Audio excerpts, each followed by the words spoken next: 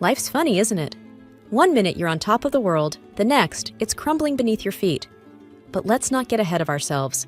This story begins in the warm glow of happiness. My name's Emily, and not too long ago, my biggest problem was deciding what to cook for dinner or what movie to watch on a lazy Sunday afternoon. James and I met in what you might call the old-fashioned way, at a mutual friend's barbecue. He was the guy flipping burgers and telling stories, making everyone laugh. I remember thinking, who is this guy? With his easy smile and a way of looking at me like I was the only one there. It didn't take long for us to become an us. "Emily, you have to try my special burger," he'd said, handing me a plate with a confidence that made me smile.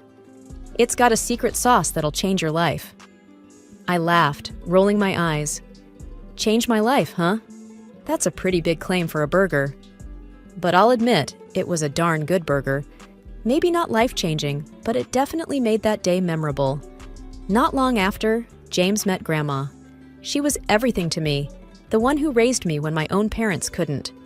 The way he talked to her, with respect and a bit of playful banter, it won her over in a heartbeat. "I like him," she whispered to me as he went to grab us some lemonade.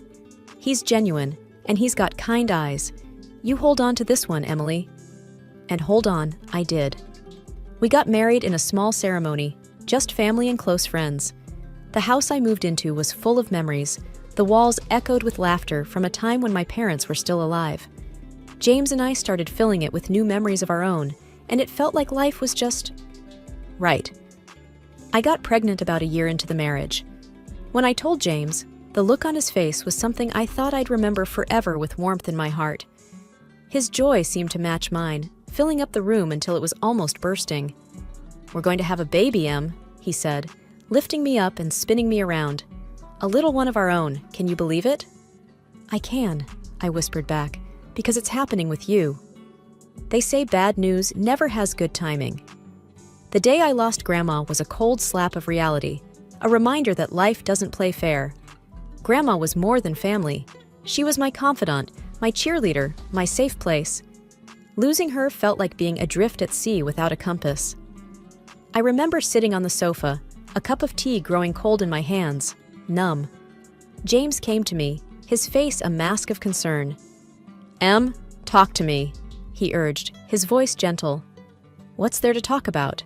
I muttered, staring at the tea, watching as it lost its steam, its warmth, its life, kind of like how I felt inside. "We'll get through this together. You're not alone," he said, wrapping an arm around my shoulder. But his words, meant to comfort, felt distant, like a radio playing softly in the background, familiar yet easy to tune out. Then, as if I hadn't already been robbed of enough, our baby slipped away before I ever got to hold them, to tell them how much I loved them, to promise them the world. The miscarriage was like a physical blow, one that knocked the wind out of me and left me gasping for air, for answers, for comfort that wouldn't come. James was there, yes, always there, but somehow not really. "Emily, we can try for another baby when you're ready," he said one night as we lay in the darkness, his voice void of the pain I felt. I turned to him, a part of me desperate to find the husband who had once spun me around in joy. "I don't want another baby, James. I wanted this one. Our baby." The words were a whisper, but they might as well have been screams for how they echoed in the silence. "We'll make it through this," he said. But his assurance sounded hollow, like a promise made out of obligation rather than desire. I sought refuge in solitude, in the quiet of the house filled with too many ghosts of what could have been. Days melded into nights, and I lost track of time. I lost track of myself. James tried, in his way. "Let's go out, see people. It might help," he suggested one day, his hand resting lightly on the back of the chair I was slumped in. I shook my head, my eyes fixed on a crack in the wall, a blemish I hadn't noticed before. "I can't face the world, James. Not yet. The world is where the pain is." "Emily, staying cooped up in here won't change what happened," he pressed, but I barely heard him. How could I tell him that the world outside these walls reminded me of everything I had lost? That every street corner, every shop window, every smiling face was a reminder of a happiness that felt like it had been stolen from me? The funeral was a blur. People came, they said things, they left. I nodded, I shook hands, I accepted condolences. But nothing got through. I was in a bubble, watching life happen around me, a life I no longer felt a part of. James was there, of course, but his presence felt more like a shadow than a source of warmth. "You're so strong, Emily," he told me after the service, his hand finding mine. I wanted to pull away, to scream that I wasn't strong, that I was broken. Instead, I just nodded. What was the point in correcting him? The truth seemed too heavy to share, even with him. As days turned into weeks, I felt James pulling away. Maybe he was tired of dealing with someone who seemed to have given up on life. Maybe he just didn't know how to help me. Maybe he needed an escape from the suffocating sadness that had enveloped our home. "I'm here for you, Em, but you need to start being here too," he said one evening, his patience wearing thin. "Here?" I echoed, my voice barely above a whisper.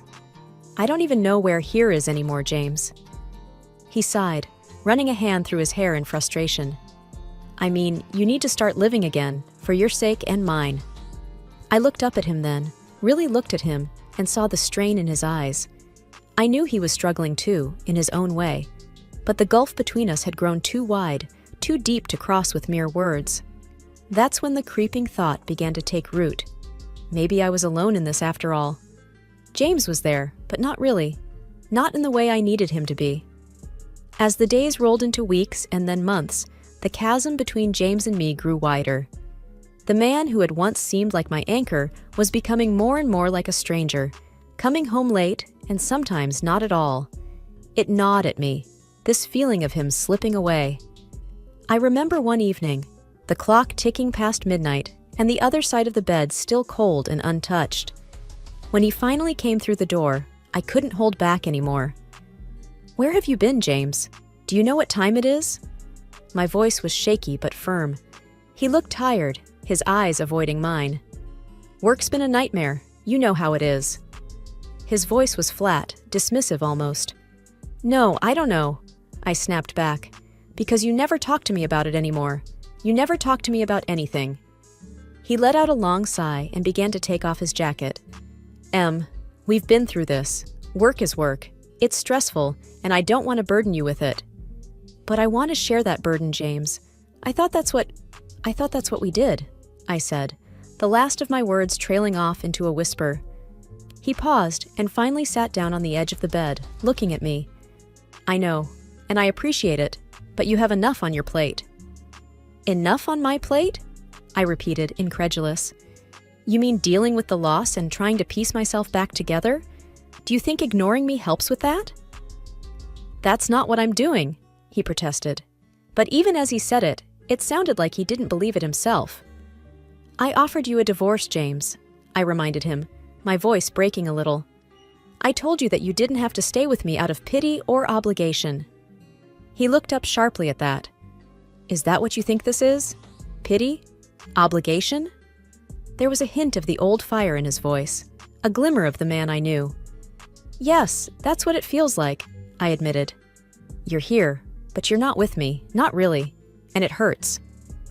He ran his hands through his hair, a sure sign he was stressed. "Em, I'm trying. I really am, but I can't just switch off from work. It's been really tough." "But it's more than work, isn't it? You're away even when you're here. You've got your phone on you all the time, always texting, always distracted." He didn't say anything to that, just stared at the floor. "Is there someone else?" The question hung in the air, heavy and frightening. "Em, don't be ridiculous," he said quickly, but his eyes told a different story. I felt a coldness spread through me. This was not the man I married, the one who would look me in the eyes and tell me the truth, no matter how hard. "I need you to be honest with me, James. Please," I implored, my hands clasping and unclasping in my lap. He was silent for a long moment, and then, "There's no one else. It's just work. You've got to believe me." I wanted to. Oh, how I wanted to believe him. But the seed of doubt had been planted, and once that happens, things can never go back to how they were. In the weeks that followed, I watched James like a detective. I noticed how his phone was always face down, how he'd step out of the room to take calls. The signs were there, and I couldn't ignore them anymore. It was a Wednesday when my world finally started to crumble. I answered a call from a number I didn't recognize. Hello? Is this Emily Stanton? The voice was male, gruff, and not one I knew. Yes, who's this? The man paused and then, we need to talk about your husband. My heart sank. What about him? I think you'd better sit down, Mrs. Stanton. The cafe was one of those nondescript places, sandwiched between a laundromat and a closed-down bookstore. It seemed like a fitting backdrop for what was to come. I sat there, stirring my coffee, each second stretching out like an eternity until the man showed up. He was a large man, with a look that didn't invite many questions. He sat across from me, his hands clasped together, a folder sitting like a barrier between us. Mrs. Stanton, I'm sorry for the mystery, but I thought it was best we talk in person, he started, his voice serious. Who are you? I asked, my voice steady despite the storm inside. He nodded as if he expected the question. My name's Mike Sanders, and I believe we have a common problem. Your husband, James.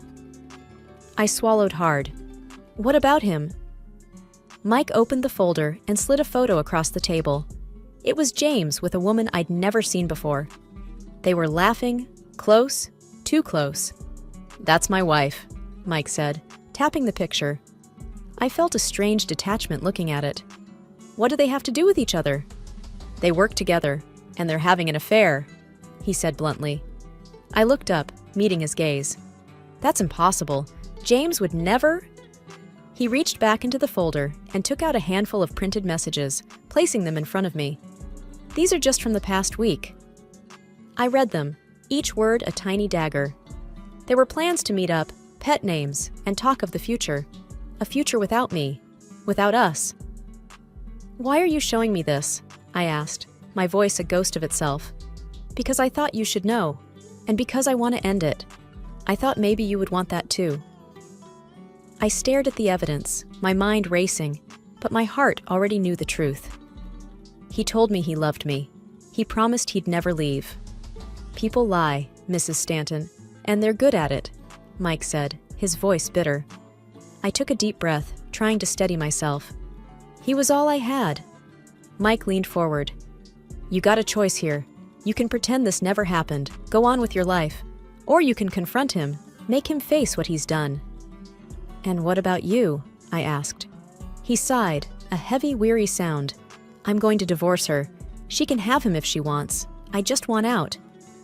My hands were shaking as I gathered the papers, folding them with care I didn't feel. What are you going to do? Mike asked. The answer surprised even me. I'm going to fight back. Mike nodded. Good. If you need anything, evidence, support, you let me know. Thank you, I said. But as I stood up, I felt anything but thankful. My life as I knew it was over, and it was time for me to figure out what came next. That day, the sun hung low, a glaring eye that seemed to watch over the unfolding scene with indifference. I was waiting on the porch when James's car pulled up.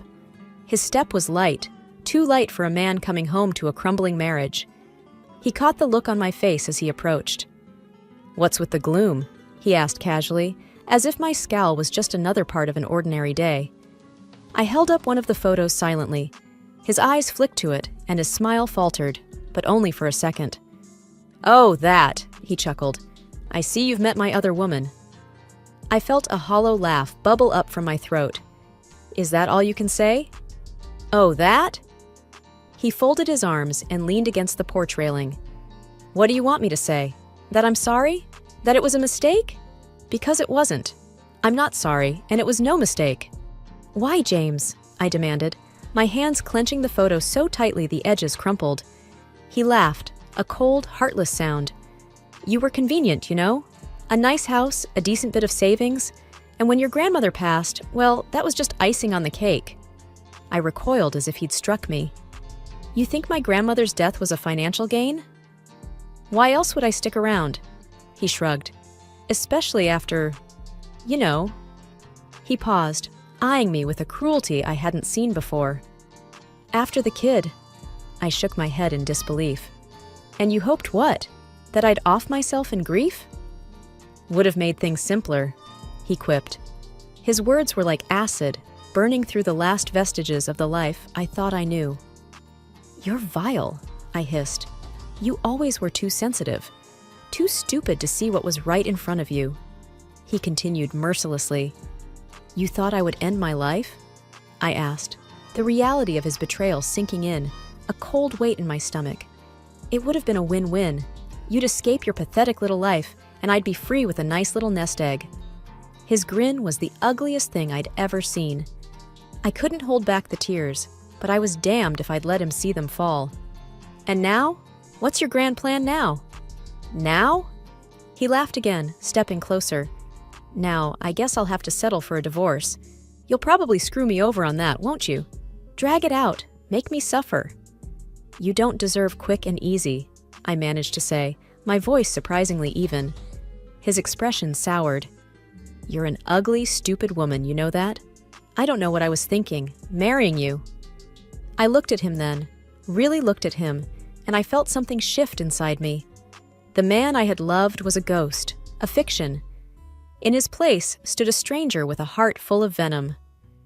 Get off my porch, James, I said quietly. He smirked, taking a step back. Gladly. This place was never really my style anyway.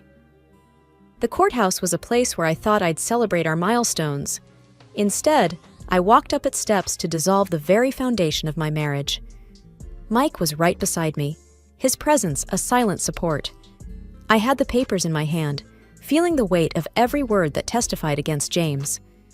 Mike carried his own set of damning evidence, a mirror to my betrayal.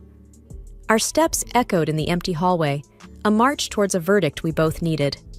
Inside the courtroom, the air was stale, heavy with the burden of judgments past.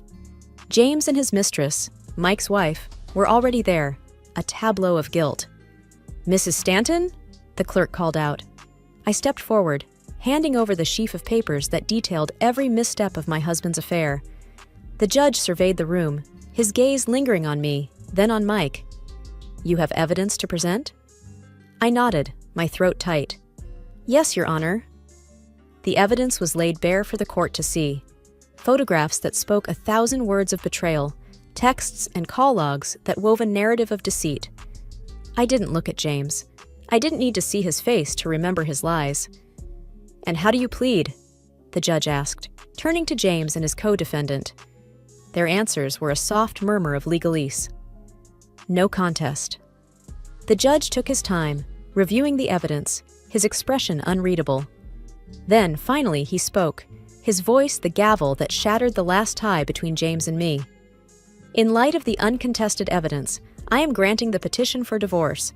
The division of assets will proceed as outlined, and given the circumstances, Mr. Stanton, you will also pay restitution. James stood, his face ashen, but I felt nothing. No victory, no joy, just the hollow end of a chapter. Mike met my gaze, a silent question in his eyes. Had it been worth it? I could only nod. It wasn't about winning or losing anymore. It was about setting the record straight, about reclaiming my dignity from the ruins James had left behind. The courtroom's heavy door swung closed behind me with a sound that felt final. Mike and I found a quiet corner in the bustling hallway outside. So, it's done, Mike said, his voice a mix of relief and something else, maybe sadness.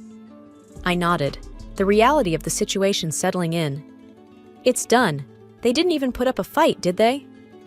No, he sighed, looking down at the floor. They knew there was no point. I thought about James, about the love I thought we shared, and how it had all been a lie.